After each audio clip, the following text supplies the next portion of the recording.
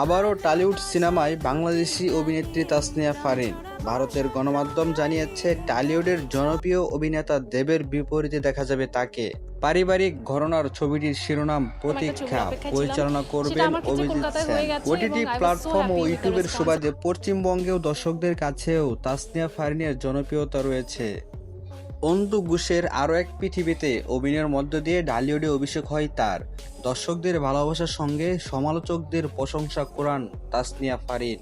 তাসনিয়া ফারিনকে নির্বাচন করার বিষয়ে গণমাধ্যমটিকে পরিচালক অভিজিৎ বলেন, তার অভিনয় আমারও খুব ভালো লাগে। দেবের সঙ্গে জুটি হিসাবে আমরাও নতুন কাউকে দেখতে চেয়েছিলাম।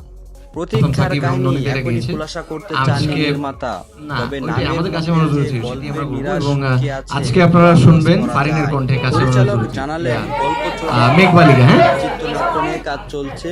কাছের মানুষ শুভদীপ দূরে বন্ধুরা, দেব ও ফারিনের প্রতীক্ষা সিনেমার অপেক্ষায় কে কে আছেন অবশ্যই মরি আমি পরবর্তী সকল আপডেট পেতে আমাদের সাথেই থাকুন।